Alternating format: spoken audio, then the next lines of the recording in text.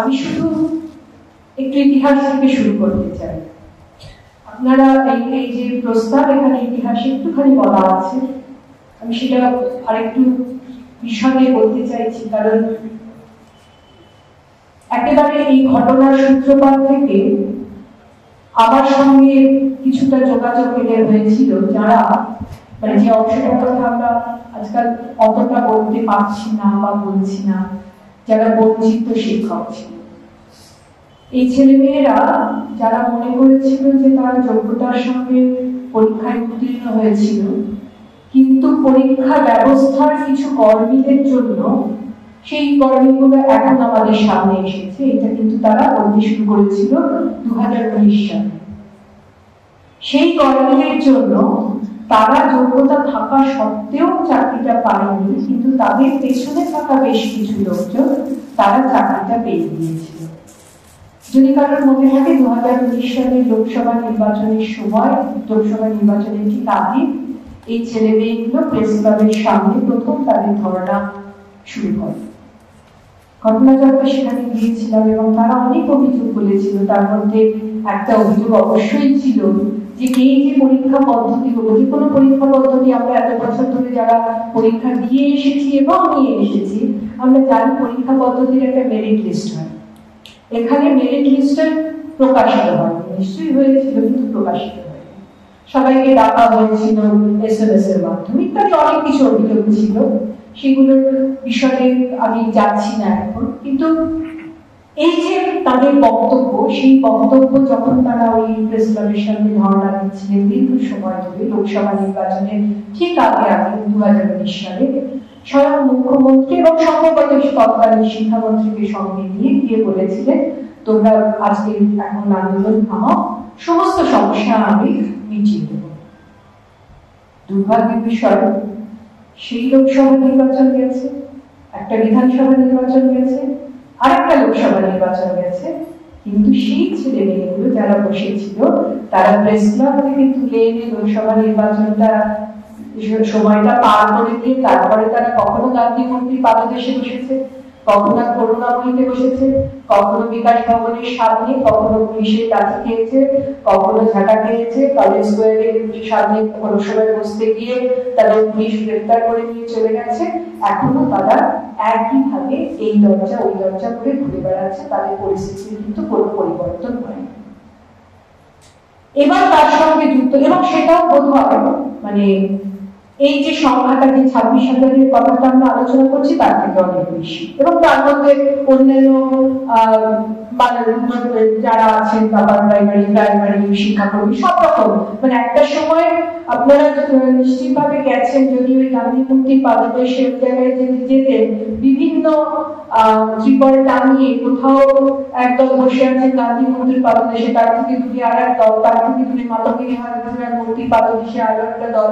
এইরকম ভাবে এই মানুষগুলো তারা দিনের পর দিন বসে থেকেছে। এটা হচ্ছে আমাদের যারা শিক্ষক হতে চান, যারা আমাদের ভবিষ্যৎ প্রজন্মকে পড়াবে, যাদের উপর আমরা, যাদের হাতে আমরা ভবিষ্যৎ প্রজন্মকে তুলে দিতে চেয়েছি, এইরকম বেশ কিছু মানুষ। আর তার সঙ্গে আজকে যুক্ত হয়েছে আরো 26,000 মানুষ।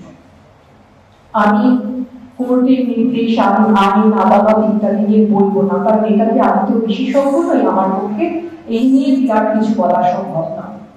কিন্তু আমি কিছু জিনিস যেগুলো বুঝি সেগুলো একটুখানি আপনাদের কাছে বলতে চাইছি।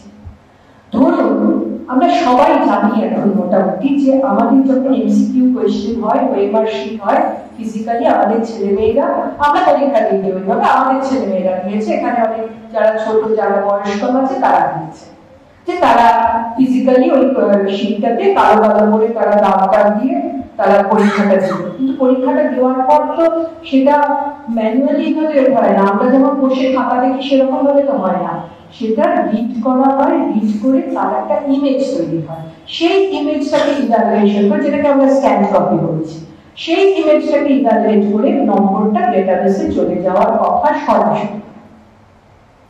প্রশ্নটা হচ্ছে ফিজিক্যালি যদি ওই কাগজগুলোকে ধ্বংস করে ফেলা হয়ে থাকে, তাহলে সেই ইমেজগুলো থাকার কথা, এবং সেই ইমেজগুলো কিছুটা নিশ্চিতভাবে CBI পেয়েছে, তা না হলে এই তারা অযোগ্য ইত্যাদি হতো না। এবং আমরা যেটুকুনি, আমার কাছে যেটুকুনি জানো, আপনারাও নিশ্চয়ই তাই জানেন, সেই ইমেজগুলো এসএসসির অফিসে পাওয়া যায়নি, সেটা একটা third party agency, sub agency বলে সেই রকম জায়গায় 3টে হার্ড ডিস্ক উদ্ধার হয়েছে, যে হার্ড ডিস্কে ওই ইমেজগুলো পাওয়া গেছে। এবারে প্রশ্নটা সেখানে হচ্ছে যে সেই ইমেজগুলো যথার্থ। আমি যেটুকু বুঝি, একটা ইমেজকে ট্যাম্পারিং করতে গেলে সেটার জন্য একজন এক্সপার্ট লাগে। আমি আপনি গিয়ে যত করে ইমেজটাকে ট্যাম্পারিং করে ফেললাম, সেটা সম্ভব। তাহলে যদি এক্সপার্ট লাগে, তাহলে কোনো এক্সপার্ট সেখানে এসেছে, অথবা যদি এক্সপার্ট এসে করেও থাকে কিছু, তাহলেও সেখানে নিশ্চিতভাবে কোনো ফরেনসিক্স ল্যাবরেটরিতে পাঠিয়ে আমরা বুঝতে পারতাম যে ওখানে কতটা কি হয়েছে।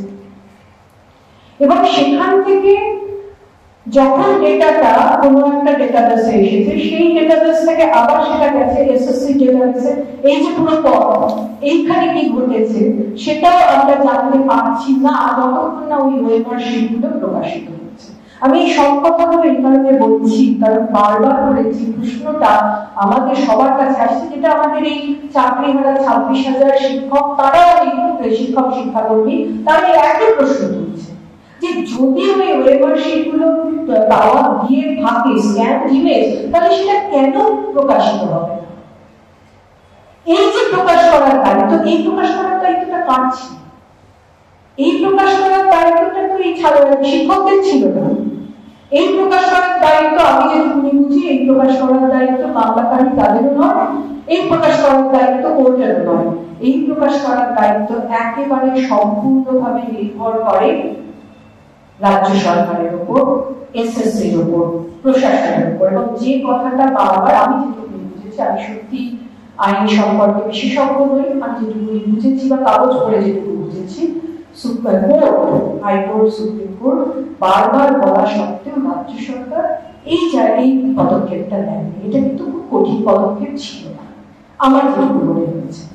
তো সুতরাং এই যে জায়গাটা একটা তৈরি হলো, এইটা আমরা যেমন দুর্নীতি সম্পর্কে, আমি দুর্নীতি নিয়ে আর বেশি বলতে চাইছি না, কারণ এই দুর্নীতি নিয়ে আমরা এতবার বলে দিয়েছি, আমরা সবাই এত পড়েছি, এত জেনেছি, সত্যি কি ভয়ঙ্কর দুর্নীতি হয়েছে এটা তো আমরা সবাই জানি, সেইটা নিয়ে আর বলি না, মানে আলোচনার জায়গাটা থেকে আমি যেতে চাইছি না। কিন্তু একটাই প্রশ্ন বারবার হচ্ছে যে তাহলে এই ওয়েবার শিটগুলো প্রকাশ না করার কারণ কি? তার কারণ কি যেটুকুনি বলা হয়েছে তার থেকে বেশি দুর্নীতি ঘটেছে, নাকি আগামী দিনে আরো বেশি কিছু দুর্নীতি করার পরিকল্পনা? কোনটা? প্রশ্ন এই জায়গায় আসছে যে তাহলে একটা আমার কাছে যদি স্ক্যান ইমেজ থেকে থাকে, তাহলে আমি প্রকাশ করবো না কেন? এবং এই জায়গায় যদি আমার কাছে স্ক্যান ইমেজ, আমি যদি ওই সাব এজেন্সি যার কাছ থেকে পাওয়া গেছে আমার কাছে সেটাই যদি একমাত্র কপি বলে মনে হয়, তাহলে আমি বলবো না কেন যে হ্যাঁ ওইটাকেই আমার কভার করতে হবে? প্রশ্নগুলো এখানে আসছে। সুতরাং এটা এমন একটা পরিস্থিতি তৈরি হয়েছে যেখানে একটা বিরাট ধোঁয়াশা আমাদের সামনে তৈরি হয়েছে, যেটা প্রশাসন, এসএসসি, এটা সবাই মিলে আমাদের কাছে একটা বিরাট ধোঁয়াশা তৈরি করে দিয়েছে। তাই আমরা সত্যি এমন একটা পরিস্থিতিতে আমরা জানি না যে এখান থেকে বেরোনোর জায়গাটা, এটা একটা জায়গা। আমার দ্বিতীয় আর একটা জিনিস মনে হয়েছে যে ঠিক আছে, এখানে দাঁড়িয়ে আমি যদি ধরেও নিই যে কিছু মানুষ যোগ্য, কিছু মানুষ অযোগ্য, সেটা একটা করা যেত, এটা একেবারে বলা যেতে পারতো রাজ্য সরকার বা এসএসসির তরফ থেকে। যদি বলা না যায়, আজকে যে ঘটনা সেখানেই যদি আমরা আসতে বাধ্য হই, এবারে আমার যে জায়গাটা, আমার এখানেও আমি আইনি জায়গায় রয়েছিলাম, কিন্তু অনায়াসে পরীক্ষার বিজ্ঞপ্তিটা এমন ভাবে জারি করা যেতে পারত যে যারা 2016 সালে তারাই শুধুমাত্র প্রস্তুত হবে, এটাই ব্যাপারে করা হলো না। অথবা যারা আজকে এই পরিস্থিতির শিকার হয়েছে তাদের একটা যোগ্যতার পরীক্ষা, যে ঠিক আছে তুমি তাহলে যদি তুমি 2016 সালে সসম্মানে উত্তীর্ণ হয়ে থাকো, আমি জানি 7 বছরের মধ্যে তার, আমাকে যদি এখন বলা হয় যে 7 বছর আগে কি 7 বছর আগে, আমাদের ক্ষেত্রে অনেক বেশি বছর বলতে হবে, সেটা বলার প্রয়োজন নেই, কিন্তু যে কারণে 7 বছর আগে একটা পরীক্ষায় উত্তীর্ণ হয়েছে, সেই পরীক্ষাটা আবার দিতে বললে খুব স্বাভাবিকভাবে প্রিপারেশন ছাড়া খুব কঠিন ব্যাপার। আমি একটা ভূগোল পরীক্ষায় ভূগোল এতদিন ধরে পড়িয়ে আসছি, হঠাৎ করে আমাকে বলা হলো ভূগোল, ইতিহাস ইত্যাদি অনেকগুলো সাবজেক্ট দিতে হবে, এটা কঠিন ব্যাপার। সুতরাং সেখানে দাঁড়িয়ে পরীক্ষাটাই কি নেওয়া যেত না এইভাবে, যাতে আমি যারা এইবার যারা ফ্রেশার মানে একেবারে মুক্ত করে দিলাম সবাই পরীক্ষায় বসতে পারবে, এই এটা মানেই হচ্ছে যারা সবে সদ্য চাকরি থেকে সদ্য পড়াশোনা শেষ করছে তারা অ্যাডভান্টেজ অনেক বেশি পেয়ে গেল কম্পেয়ার টু যে টিচাররা যারা চাকরি হারা হয়েছেন, বা আমি ওই বঞ্চিত শিক্ষকদের ধরছি, বঞ্চিত যোগ্য প্রার্থী যারা তাদেরও ধরছি, যারা দীর্ঘদিন ধরে রাস্তায় ঘাটে বসে থেকেছে 2019 সালে। এই এদের মধ্যে যদি আমাদের একটা অন্তত যোগ্যতার পরীক্ষা করা যেতে পারত, তাহলে আমরা কিছুটা বুঝতে পারতাম যে হ্যাঁ একটা এরা একটা অন্তত আমি ন্যায় বিচার বলছি না, কিন্তু অন্তত কিছুটা অন্যায় থেকে এদের বাঁচানো যেত। কিন্তু এই এখন যে বিজ্ঞপ্তিটা হয়েছে সেটা নিয়ে সত্যি আমার মধ্যে ভীষণ প্রশ্ন আসছে। এরকম একটা পরিস্থিতি যখন আমরা দেখতে পাচ্ছি, আমার আগে দুজনেই বলেছেন, আমি একেবারে একই কথা বলতেছেন যে এই সমস্ত পরিকল্পনাটা পেছনে রয়েছে অবশ্যই সরকারি শিক্ষা ব্যবস্থাকে সম্পূর্ণ ধ্বংস করে দেওয়া। একটা তো দুর্নীতির জায়গা রয়েছে, এবং এই বিজ্ঞপ্তি থেকে আমার এটাও মনে হয়েছে নতুন যে বিজ্ঞপ্তি, যে আরো কিছুটা দুর্নীতির জায়গা খুলে দেওয়া হলো না, যে আরো কিছুটা দুর্নীতি থাকলো, আরো কিছুটা মানুষ বলতে এর মধ্যে দিয়ে যেতে পারেন, এটা করা হবে, এটা তো নিশ্চয়ই আমার প্রশ্ন আছে। কিন্তু তার সঙ্গে সঙ্গে আমরা এটাও একটা দেখতে পাচ্ছি যে এই সমস্ত প্রসেসটার মধ্যে দিয়ে আমরা যেটার উপর সবচেয়ে বড় আঘাত হানছি সেটা কিন্তু শুধুমাত্র এই 26,000 যোগ ওই বঞ্চিত চাকরি প্রার্থী এরা নয়। আমি যদি ধরে নিই 26,000-এর মধ্যে এক্স হচ্ছে যোগ্য প্রার্থী, আর ওই বঞ্চিত যেখানে যারা বসে আছেন সেই ওয়াই হচ্ছে তাদের মধ্যে যোগ্যতার সঙ্গে উত্তীর্ণ হতে পারতেন, অর্থাৎ এক্স প্লাস ওয়াই মানুষ বঞ্চিত হচ্ছেন তা নয়। এটা যদি আমরা বলি এটা আমরা খুব ভুল করছি। শুধুমাত্র এরা নয়, সবচেয়ে বেশি বঞ্চনার শিকার হচ্ছে আমাদের ছেলেমেয়েরা যারা এই মুহূর্তে সরকারি স্কুলে কলেজে পড়ছে। এত বেশি বঞ্চনার শিকার হচ্ছে তারা গত কয়েক বছর ধরে আমাদের ছেলেমেয়েরা যাদের আমরা সরকারি স্কুলে কলেজে পাঠাচ্ছি। স্কুলে কলেজে ছাড়া সরকারি স্কুলে কলেজে আমি এটা মনে করি না যে শুধুমাত্র, নিশ্চিতভাবে সবচেয়ে বেশি বঞ্চিত হচ্ছেন যারা প্রাইভেট স্কুলে পাঠাতে পারছেন না।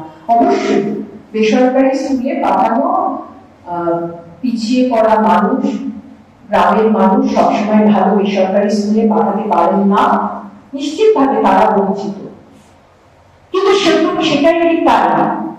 ভারতবর্ষ স্বাধীন হওয়ার পরবর্তীকালে আমরা যে চিন্তা ভাবনা নিয়ে চলেছি, সংবিধান আমাদের যে কথা বলেছে, এবং সংবিধানের পরবর্তী কালে যে কমিশন তৈরি হয়েছে, বিশেষ করে আমরা কোঠারি কমিশনের কথা বারবার বলি, সেখানে কি কথাগুলো বলা হয়েছে?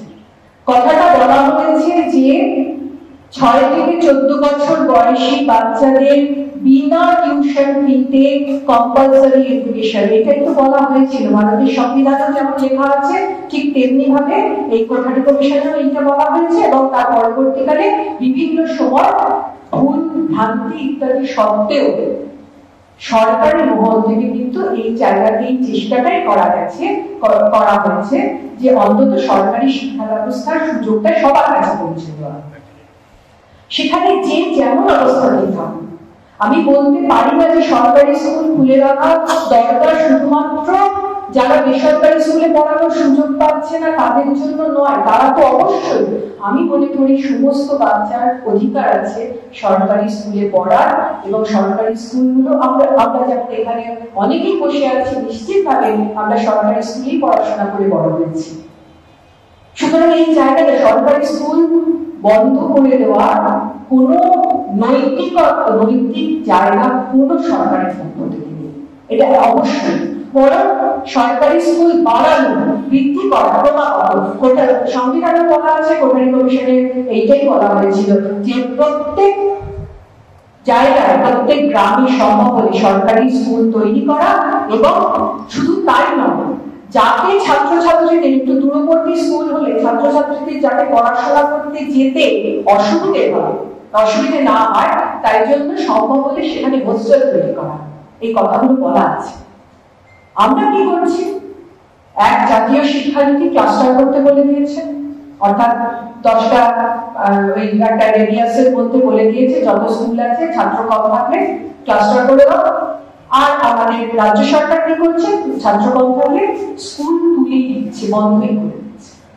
এখানে কিন্তু দাবিটা হওয়া উচিত একজন ছাত্র যদি থাকে সেই স্কুল বন্ধ করা যাবে না, কারণ যে গ্রামে আমার স্কুলটা আছে সেইখানে যদি আমি বন্ধ করে দিই স্কুল, তাহলে ওই গ্রামের ছাত্রছাত্রীদের হয়তো 10 কিলোমিটার প্রতিদিন যাতায়াত করে স্কুলে যেতে হবে, এবং যানবাহনের পরিস্থিতি যা, আমাদের বাড়ির বাচ্চাটা হয়তো 10 কিলোমিটার প্রতিদিন যাতায়াত করতে পারবে না, প্রথমত যানবাহনের অসুবিধার জন্য, দ্বিতীয়ত তার পরিবারেরও হয়তো এতটা রোজগার করার ক্ষমতা নেই যে প্রতিদিন 10 কিলোমিটার যাতায়াত করার ভাড়াটা দিতে পারে।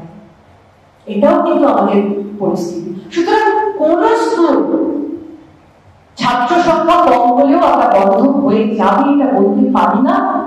দ্বিতীয়ত কোন স্কুল শিক্ষকের অভাবে, পরিকাঠামোর অভাবে বন্ধ হয়ে যাবে এটা বলতে সরকারের সম্পূর্ণ দায়িত্ব বর্তায় সেখানে পরিকাঠামো, শিক্ষকের ব্যবস্থা করা।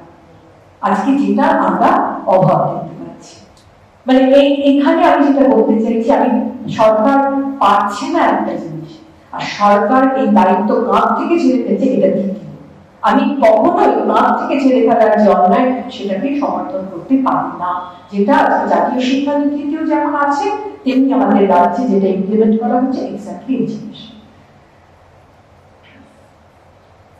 দ্বিতীয় আরো কিছু কয়েকটা কথা বলেছেন, আমিও সেই জায়গাতে একমত, যে আজকে আমাকে শিক্ষক যেমন দেওয়া দরকার প্রত্যেকটা স্কুলে স্কুলে, তেমনি পরিকাঠামো যেমন দরকার প্রত্যেক জায়গায়, ছাত্রছাত্রীদের প্রয়োজনটা যেমন দেখা দরকার প্রত্যেক জায়গায়, বেসরকারি স্কুলগুলো তাদের যেভাবে চলছে, সত্যি রাইট টু এডুকেশন অ্যাক্ট আমরা কতটা তার সম্পর্কে সেই ইমপ্লিমেন্টেশন বা সেটার পুরোপুরি ব্যবহারের দিকে যেতে পেরেছি। রাইট টু এডুকেশন অ্যাক্টে টিউশন ফি মকুবের কথা বলা আছে, কিন্তু আরো কিছু খরচ তো বেসরকারি স্কুলগুলো চাপায়, সেই লড়াইটা করতে পেরেছি? পারেনি। বেসরকারি স্কুল এমন কিছু বিষয় চাপিয়ে দেয়, এখানকার জুতো কিনতে হবে, ওখানকার জামা কিনতে হবে, ওখানে এই প্রজেক্টের জন্য এই টাকা দিতে হবে, এই প্রোগ্রামের জন্য এই টাকা দিতে হবে। একটা সাধারণ পরিবারের ছেলে বা মেয়ের পক্ষে সত্যি খুব দুষ্কর দ্বারা এই ধরনের স্কুলে পড়া।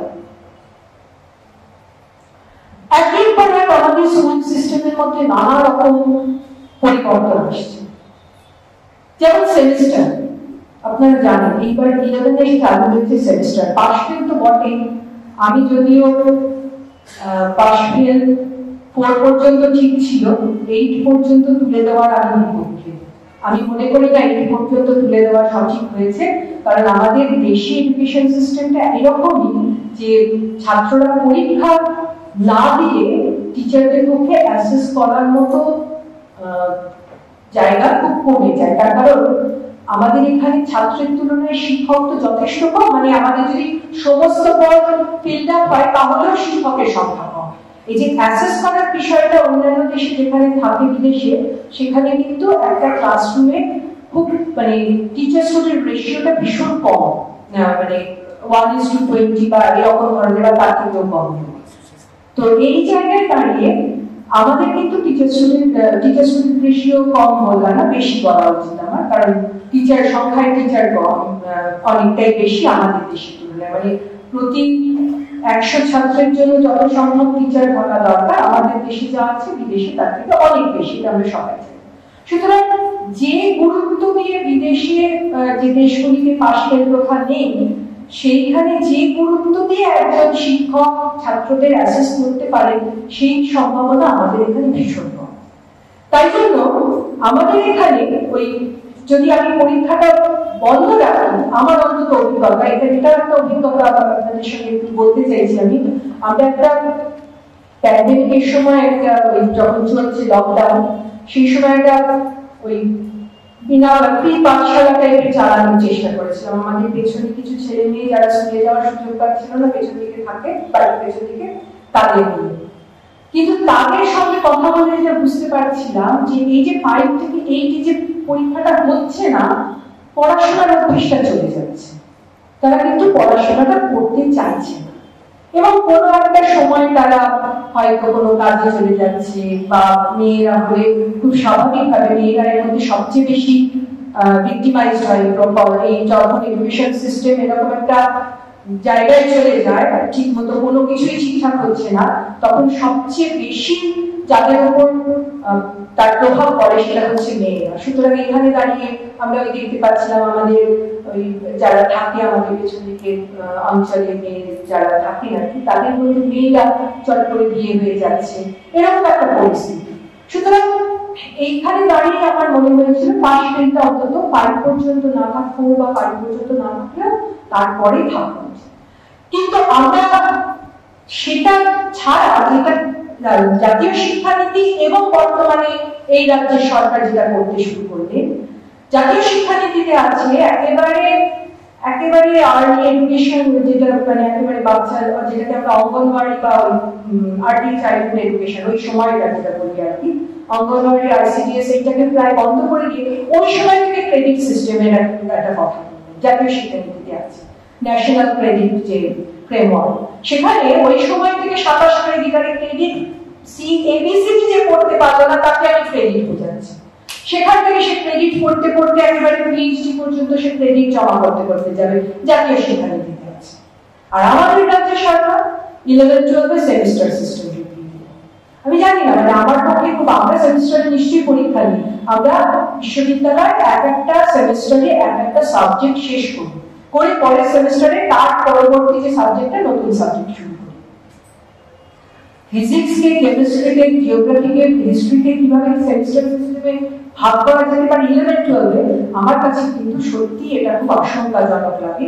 একটা সময় আমরা 11 আর 12 ভাগ করেছিলাম, এখন 11 এর 2 সেমিস্টার, 12 এর 2 সেমিস্টার, এইরকম একটা পরিকল্পনা করছি। সুতরাং সমস্তটা নিয়ে আমার সবসময় মনে হচ্ছে যে এমন একটা সিস্টেমের মধ্যে ছেলে মেয়েদের ঢুকিয়ে দিচ্ছি যে শিক্ষা ব্যবস্থাটাই শুধুমাত্র কিছু অভিজাত ধনী মানুষজন, যাদের ছেলে মেয়েদের আমরা ওই কোচিং ক্লাসের কথা বলেছেন, যাদের ছেলে মেয়েদের আমরা কোচিং হোক, ওই আকাশ, তারপর কি যেন এই সমস্ত যেগুলো আছে, পাথফাইন্ডার, এই সমস্ত জায়গায় যাদের পাঠাতে পারবো, তাদের জন্য আমার স্কুল এডুকেশনটা তৈরি হচ্ছে।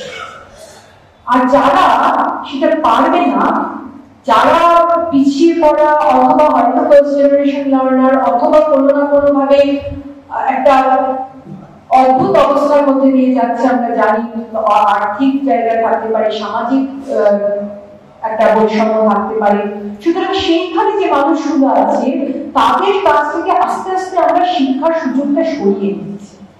আমাদের এখন দেশের যে অবস্থা, আমরা এমন একটা পরিস্থিতিতে চলে যাচ্ছি যে যারা এই রকম একটা বৈষম্যের তলার দিকে আছে, বৈষম্যমূলক ব্যবস্থার তলার দিকে আছে, তাদের কাছ থেকে আমরা শিক্ষার সুযোগটা আস্তে আস্তে সরিয়ে দিচ্ছি। এবং শুধু আর্থিক সামাজিক বললাম, আমাকে অবশ্যই বলতে হবে মেয়েদের কথাও, কারণ মেয়েরাও এইরকম এই যে পরিস্থিতি এখন চলছে তাতে তারা ধীরে ধীরে এরকম একটা সামাজিক যে বৈষম্য শিক্ষাক্ষেত্রেও তারা ভয়ঙ্কর তার শিকার হচ্ছে। এবং সরকারি শিক্ষা ব্যবস্থা নিয়ে যখন বলছি তখন এটাও বলা দরকার, কারণ আমি এমন একটা বিশ্ববিদ্যালয় থেকে আজকে এসেছি যে বিশ্ববিদ্যালয় গত 2 মাস যাবৎ ভাইস চ্যান্সেলর নেই, এবং আমাদের বিশ্ববিদ্যালয়ে কোনো ভাইস চ্যান্সেলর নেই। আমাদের রাজ্যে এখন 17টা বিশ্ববিদ্যালয় এরকম আছে, যার কোনো মানে 17-1 আমাদের বিশ্ববিদ্যালয় বাদ দিলে এই 16টা বিশ্ববিদ্যালয় হচ্ছে পার্মানেন্ট ভাইস চ্যান্সেলর নেই, টেম্পোরারি ভাইস চ্যান্সেলর। এই কথাটা আমরা কোনোদিন শুনিনি। মানে আমাদের যখন বয়স কম ছিল, স্কুল কলেজে গেলাম, একটা বিশ্ববিদ্যালয় চলছে ভাইস চ্যান্সেলর নেই, এবং ভাইস চ্যান্সেলর নয়, আমাদের বিশ্ববিদ্যালয়ের উদাহরণ দিয়ে বলতে পারি, ভাইস চ্যান্সেলর নেই, রেজিস্ট্রার নেই, ফিনান্স অফিসার নেই, মানে এগুলো সব টেম্পোরারি। 4 জন দিন নেই, আমি হিসেব করে দেখিয়ে দিতে পারি 10 জন এরকম পদাধিকারী, 10 বা তার বেশি নেই বা টেম্পোরারি। আচ্ছা, এরকম ভাবে কি একটা বিশ্ববিদ্যালয় চলতে পারে? আর্থিক কথাটা ছেড়ে দিলাম, প্রতিদিন প্রতি মুহূর্তে প্রত্যেকটা রাজ্যের প্রত্যেকটা বিশ্ববিদ্যালয়, রাজ্যের প্রত্যেকটা কলেজ, তাদের না শিক্ষক নিয়োগ হচ্ছে, না কোনো রকম সরকারি আর্থিক সহায়তা আসছে, না পরিকাঠামো উন্নয়ন হচ্ছে, অথচ আমাদের চতুর্দিকে জল অ্যাডভার্টাইজমেন্ট, এই বিখ্যাত কলেজ, প্রাইভেট কলেজ, এই বিখ্যাত বিশ্ববিদ্যালয়, প্রতিদিন টেলিভিশন চ্যানেলে শিক্ষার সম্মাননা বলে যাদের দেওয়া হচ্ছে, তারা সবাই এই সমস্ত বেসরকারি বিশ্ববিদ্যালয় কলেজ থেকে আসছেন অথবা বেসরকারি স্কুল থেকে আসছেন, যেখানে সরকারি স্কুল কলেজ বিশ্ববিদ্যালয়গুলো যে জায়গায় পৌঁছানোর কথা ছিল, সরকারি স্কুল কলেজ বিশ্ববিদ্যালয়গুলোকে সেখানে পাবেন না। সমস্ত স্তরে, মানে আমি স্কুল বলছি, কলেজ বলছি, বিশ্ববিদ্যালয় বলছি, সমস্ত স্তরে। অথচ আমাদের এই সরকারি স্কুল কলেজ বিশ্ববিদ্যালয়, কলেজ বিশ্ববিদ্যালয় যদি বলি, আবার উদাহরণ দিচ্ছি আমাদের বিশ্ববিদ্যালয়, আমি বলছি পৃথিবীতে একমাত্র সম্ভবত বিশ্ববিদ্যালয় যারা এখনো 10,000 টাকার ইঞ্জিনিয়ারিং শিক্ষা নেই, 4 বছরের ডিগ্রি কোর্স। একই রকম আমরা 4 বছরের ডিগ্রি কোর্স, এখন যেহেতু এই সরকার চালু করে দিয়েছে 4 বছরের ডিগ্রি কোর্স, আমরা 4 বছরের ডিগ্রি কোর্স আমাদের হিউম্যানিটিস সাবজেক্ট গুলোতেও দিই, সায়েন্স সাবজেক্ট গুলোতেও দিই, মাসে 200 টাকা। আমাদের ছাত্রছাত্রীরা আসে পুরুলিয়া থেকে, আমাদের ছাত্রছাত্রীরা আসে কুচবিহারের প্রত্যন্ত গ্রাম থেকে। আমাদের এখানে ছাত্রছাত্রী হিসেবে ভর্তি হওয়ার পর শিক্ষক হয়েছেন এরকম ব্যক্তি আছেন যার বাবা একটা সময় আলু চাষ করে মাথায় করে বস্তা নিয়ে বাড়ি পর্যন্ত নিয়ে আসতেন, তার সন্তান তিনি আমাদের বিশ্ববিদ্যালয়, আমি আমাদের উদাহরণ দিচ্ছি, আপনি যে কোনো বিশ্ববিদ্যালয়, রাজ্যের সরকারি বিশ্ববিদ্যালয় করবেন, এই উদাহরণ পাবেন। যিনি চাষ করতেন, তার সন্তানকে তিনি স্বপ্ন দেখেছিলেন, তিনি তার সন্তানকে সরকারি স্কুলে, সরকারি কলেজে, সরকারি বিশ্ববিদ্যালয়ে ভর্তি করেছিলেন, তিনি চাষ করে তার সন্তানকে বড় করেছিলেন। তার স্বপ্ন ছিল কোনো না কোনো দিন আমার সন্তান একটা সচ্ছলতার মুখ দেখাবে, আমার পরিবার একটা সচ্ছলতার মুখ দেখাবে। এই মানুষগুলো এখনো আমাদের সঙ্গে কাজ করে, কিন্তু আমাদের যে সন্তান এই মুহূর্তে সরকারি স্কুলে যাওয়ার সুযোগটা পাচ্ছে না, তাই জন্য তাকে পরিযায়ী শ্রমিক হয়ে যেতে হচ্ছে, তার কিন্তু এই স্বপ্নটা থাকছে না, তার কিন্তু স্বপ্নটা এখানেই ভেঙে পড়ছে। এইটা হয়ে যাচ্ছে আমাদের জীবন, মানে আমাদের জীবন, আমাদের বড় হয়ে ওঠার সঙ্গে এখনকার যে সময়, সেটা তখন এটাই দুর্ভাগ্য। আমাদের সমস্তটা মিলে নিশ্চিত ভাবে আমরা যখন আলোচনা করছি আজকে, আমাদের যে যারা 26,000 শিক্ষক, যারা লাঠি খেয়ে, পদাঘাত খেয়ে এখনো পর্যন্ত যারা হাল ছাড়েননি, তারা যে বঞ্চিত চাকরি প্রার্থী, যারা দীর্ঘ সময় ধরে এখনো সম্ভবত তারা কোথাও না কোথাও বসে আছেন, আন্দোলন করছে। এই কদিন আগে ওদের একটা অংশ, একজন তাদের মধ্যে একজন মারা গেছেন, তাকে তার স্মরণে সভা করেছিল, আছেন তারা কোথাও না কোথাও, তাদের কথাও ভাবছি। কিন্তু হয়তো আমাদের ভবিষ্যৎ প্রজন্মের কথাটা আরো বেশি করে আমাদের ভাবা দরকার, আরো বেশি যন্ত্রণার জায়গায় চলে যাচ্ছে, যে আমরা কি রাখতে দিতে যাচ্ছি। যারা এখন এই মুহূর্তে ক্লাস 1, 2, 3, 4 থেকে পড়াশোনা করছে, কি রেখেছে? আমরা তো মনে করিনি যে তারা বেসরকারি স্কুলে কলেজে কোনোদিন পড়ে, তারপর বাবা মা বাড়ি থেকে পয়সা দিতে পারছে না বলে ভাইয়ের পর পড়াশোনা ছেড়ে পরিযায়ী শ্রমিক হয়ে যাবে, আর মেয়েগুলি বিয়ে দিয়ে দেওয়া হবে, কিংবা ট্রাফিকিং এর শিকার হবে। আমরা তো ভাবিনি এরকম, মেয়েদের সাথে আমরা পড়তে চাইনি, অন্তত আমরা যখন বড় হয়ে উঠছি আমাদের স্বপ্নটা একটা ছিল। অনেক অনেক বেশি যন্ত্রণা সম্ভবত এই ছেলে মেয়েগুলো, যারা আজকে সবচেয়ে বেশি বঞ্চিত, কারণ তার কাছ থেকে শিক্ষার সুযোগটা আমরা কেড়ে নিয়েছি। আমাদের দেশ অতীতে নিশ্চিতভাবে বিজ্ঞানে প্রযুক্তিটি অনেক এগিয়ে ছিল, চিকিৎসা বিজ্ঞান অনেক বড় বড় নাম আমাদের দেশে, কিন্তু একটা সময় আমরা পিছিয়ে গেছিলাম মধ্যযুগের অন্ধকারে। তার একটা কারণ অবশ্যই আমরা একটা বড় অংশের মানুষের শিক্ষার সুযোগ নষ্ট করে দিয়েছিলাম ব্রাহ্মণ্যবাদের ফলে। শিক্ষার সুযোগ থেকে বঞ্চিত রেখেছিলাম। তার মধ্যে অর্ধেক ছিল নারী, আর বাকিরা যারা বর্ণের দিক থেকে নিম্ন বর্ণের ছিল, তাদের কাছ থেকে আমরা শিক্ষার সুযোগ কেড়ে নিয়েছিলাম। যে কারণে আজকে যে পিছিয়ে যাওয়া, মধ্যযুগের অন্ধকারে তলিয়ে যাওয়া যে ব্রাহ্মণ্যবাদের কারণে আজকে আবার অন্য একটা রূপে সেই ব্রাহ্মণ্যবাদ ফিরে আসছে। এবং আগামী দিনে এটাই আমাদের সবচেয়ে বড় চ্যালেঞ্জ থাকবে যে আমরা কিভাবে এই জায়গা থেকে আমাদের দেশটাকে আবার টেনে নিয়ে করবো। ধন্যবাদ।